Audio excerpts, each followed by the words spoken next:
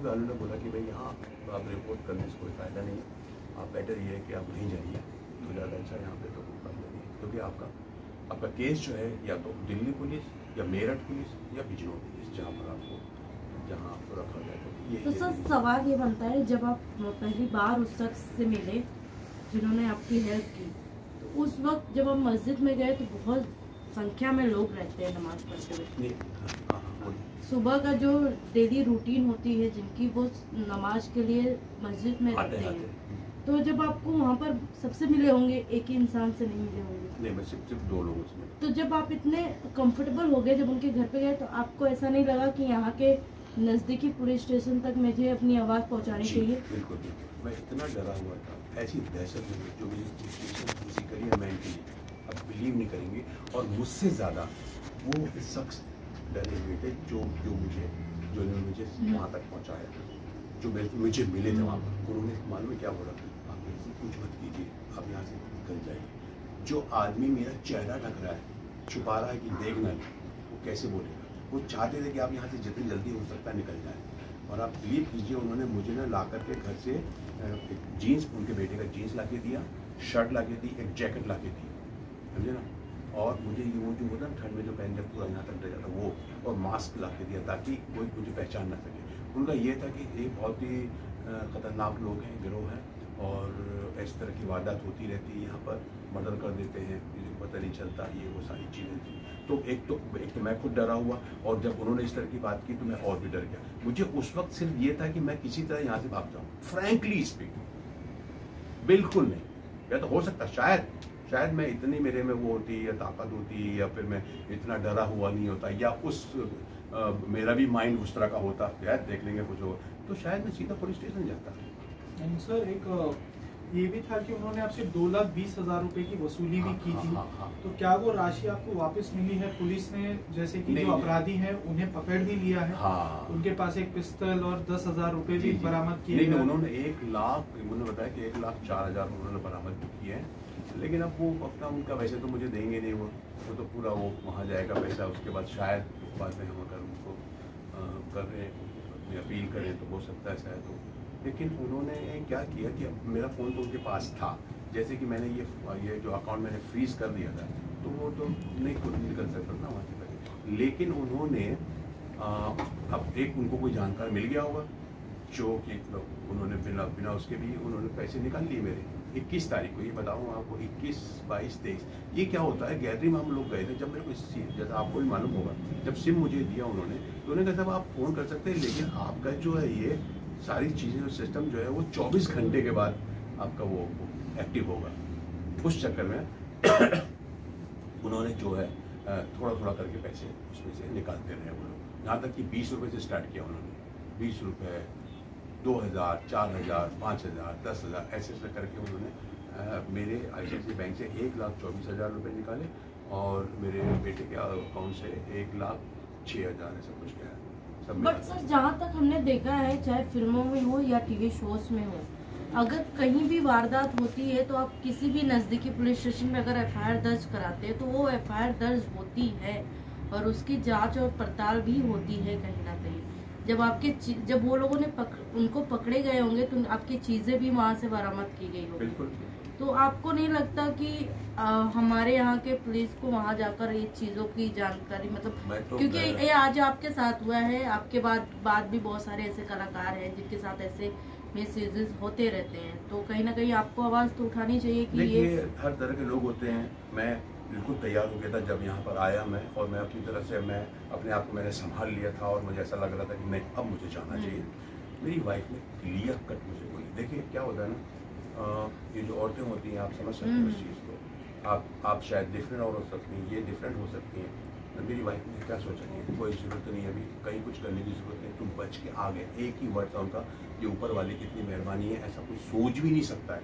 और एक जब मैं बॉम्बे पुलिस में गया था ना, यहाँ पर कोशी वाले में, जब मैंने बताने की चलो यार मेरी रिपोर्ट लिखो, तो उन्होंने ये बोला कि हम रिपोर्ट आपकी लिखी, बेटर ये कि आप लोग वहीं जाएँ या किसी बंदे को भेज दें वहाँ पर, जो भी तहरीर लेकर के बयान दे दें। तो उसने मालूम है क्या, उसने बोला यार आपका तो बिल्कुल यकीन नहीं होता है, ये कैसे हो सकता है, कैसे हो सकता है ये। कि उन्होंने आपको बांधा नहीं, उन्होंने आपको कोई इंजेक्शन नहीं दिया, उन्होंने आपको कोई ऐसी नशे की दवा नहीं पिलाई कि आप भाग ना सके। बट ये फैक्ट है, अब ये मानो तो ठीक है, नहीं तो मत। ये फैक्ट है। अब मैं आपको बताऊं ना बीच बीच में क्या क्या हुआ मेरे साथ, वो मैंने आपको बताया।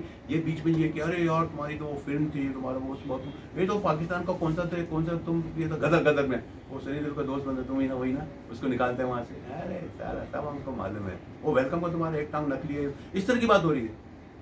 तो मैंने कहा चलो उसी से फटा कर मैं निकल जाऊँ उसको, लेकिन उनका ये था कि नहीं तुम निकलो तो उसी वक्त जब हमको हमारा पैसा मिलेगा, समझे ना। तो ये सारी चीज़ें थी। अब क्या होता है ना, हम लोग जैसे वाइफ की बात कर रहा हूँ, या मुझे भी लगता था चलो यार खत्म हो गया, मैं बच गया। तो वाइफ का सबसे बड़ा ये था कि भैया ये बच के आ गए हो तुम, बाकी सब भूल जाओ, सीधी सी बात। लेकिन फिर भी मेरा ये था कि नहीं, मैं रिपोर्ट तो करना चाहिए। तो इसलिए मैं मुंबई पुलिस में गया। उन्होंने मुझे यही सजेस्ट किया, फ्रैंकली स्पीकिंग। पहली बात तो उन्होंने कहा ये, जैसे कि मैंने आपसे कहा कि मानने को तैयार नहीं थे कि ऐसा कैसे हो सकता है, एक आदमी इतना रिस्क लेकर के आपको किडनैप करता है, अपहरण करता है ना। बहुत बड़ा रिस्क है किसी बंदे को मतलब आप बंधक बनाना और उसको अपहरण करना उसका, और उसके बाद आपको ऐसे छोड़ कि भाई दारू पी गया पड़े। और ये हकीकत है, इतनी हकीकत है कि मैं आपको कह नहीं सकता। ये जो मैंने बताया एक भी मतलब इधर उधर की बात नहीं है, वो तो कोई मतलब ही नहीं करने। वो तो आज देखो ना कितने दिनों के बाद मैंने ये किया। अच्छा, उसके बाद जब मैं यहाँ पर आया, आई वॉज सो लकी कि मेरे एक दोस्त का एक्टर है, वो अनुराग आए हैं क्या यहाँ पर? हाँ, अनुराग कुशवाहा हैं ये, जो एक्टर भी हैं और फिल्म इन्होंने एक इनके सीरियल भी किया था, क्या नाम था, सेलिब्रेशन। एक इनका 2 साल पहले मैंने सीरियल भी किया था। इनका फ़ोन आता है मुझे। अब जब हमने देखा तो मेरे एक और दोस्त हैं, ये शिवम यादव, ये वहीं उसी तरफ उत्तर प्रदेश के रहने वाले हैं, और ये एटा के रहने वाले हैं, और मुरादाबाद में आपकी कोई रिश्तेदार है, सिस्टर रहती है इनकी। तो ये शादी में गए हुए थे। तो इन्होंने कहा सर मैं एक काम करूँ क्या, मैं चाहता हूँ आपकी तरफ से, और इन्होंने एक बनाया, एक ड्राफ्ट बनाया, मेरी तरफ से एक ड्राफ्ट बनाया कि मेरे साथ क्या हुआ। और ये एक प्रार्थी की तरह ये वहाँ पर गए तो कोई रिस्पांस इतना नहीं मिला खास इनको। मैंने कहा यार छोड़ो, अलग करो जाने, है ना। तो उनको भी लगा होगा यार इसका हुआ है, जिसके साथ हुआ है वो तो आया नहीं। तो मेरी वाइफ ने कहा नहीं तुम नहीं जाओगे। फिर मेरी शूटिंग आ गई, शूटिंग करने लगा, मेरा शूटिंग भी ज़रूरी है यार। तो उसकी वजह से वो बातें सुन। लेकिन आई वाज सो लकी, अनुराग कुशवाहा मुझे 8 दिसंबर है ना, इट वाज 8 दिसंबर संडे था, इसका फ़ोन मुझे आया। और इसको कुछ नहीं मालूम था कि मेरे साथ ऐसा हुआ है। बोले सर कहाँ हैं आप? मैंने कहा मुंबई में हूँ। बोले सर एक रिक्वेस्ट है। मैंने कहा बताओ बेटा। बोला कि सर मेरे बहुत अच्छे पहचान के हैं, दोस्त भी कह सकते हो, जो भी है मेरे बहुत करीबी हैं, IAS हीरालाल जी, IAS हीरालाल, लखनऊ यूपी, जो सिंचाई विभाग में सचिव है, वो आपसे मिलना चाहते हैं। मैंने कहा किस सिलसिले में? बोले नहीं ऐसी बात करना चाहते हैं, मतलब फिल्मी लोगों से मिलने में अच्छा लगता है सर। मैंने कहा चलो ऐसे बहुत से लोग होते हैं। और मैंने कहा कहाँ ठहरे हैं? तो एक्चुअली क्या था, बिल्कुल मैं ओरिटल होटल है यहाँ पर, सिटी मॉल के सामने एक अंदर गली जाती है, टी सीरीज के पास में एक होटल है, वहाँ पर वो रुके हुए थे। अरे मैं तो घर के पास है, मैं चल ठीक है मैं आता हूँ। फिर मैंने इसको बोला यार सुन अनुराग ऐसा है, ऐसे ही है, क्योंकि मेरे को ये मालूम है मैं IAS एडमिनिस्ट्रेशन बहुत बड़ी पोस्ट होती है, बहुत बड़ा ऑफिसर होता है वो। मैंने कहा यार देख ऐसा मेरे साथ हो गया, कुछ प्रॉब्लम हो गया। तो बोला अच्छा सर आइए, आप आइए। तब तक इसने हीरालाल जी को मेरे को बता दिया, ये हीरालाल जी, ये इन्होंने बुक लिखी है डायनामिक DM, ये बहुत ही स्ट्रॉन्ग आदमी है, बहुत बढ़िया आदमी है।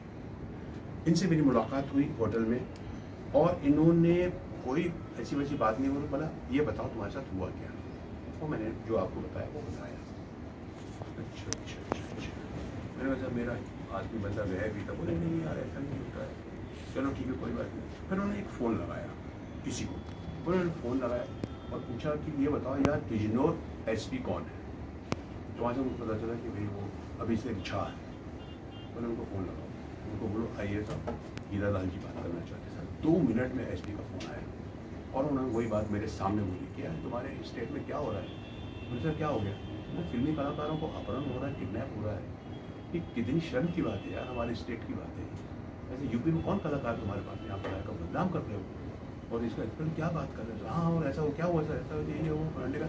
और सर उसके बाद उन्होंने 1 मिनट सर उनका नाम बताइए और नंबर दीजिए, मैं उनसे बात करूँगा। उन्होंने मेरा नंबर दिया एसपी को, सर अभी मैं मीटिंग में है, मैं थोड़ी देर बाद उनको फ़ोन करता हूँ, टेंशन मत लीजिए। करेक्ट 1 घंटे के बाद मेरे को एसपी का फ़ोन आया, एसपी अभिषेक झा का, बिजनौर से। सर मैं अभिषेक बोल रहा हूँ, एसपी बिजनौर। मैंने कहा हाँ सर मैं मुश्ताक खान। हाँ बोले ये क्या है आपका मसला, क्या प्रॉब्लम है आपका? मैंने फिर बताया सारी चीज़। ओके नो प्रॉब्लम, घबराइए मत आप, 1 घंटे में मेरी टीम आपको कांटेक्ट करेगी। और एग्जैक्टली 1 घंटे के पहले ही संग्राम सिंह जो हमें CEO है बिजनौर, उनका फ़ोन आ गया मुझे, उनको मैंने पूरा डिटेल दिया और वो टीम जुट गई।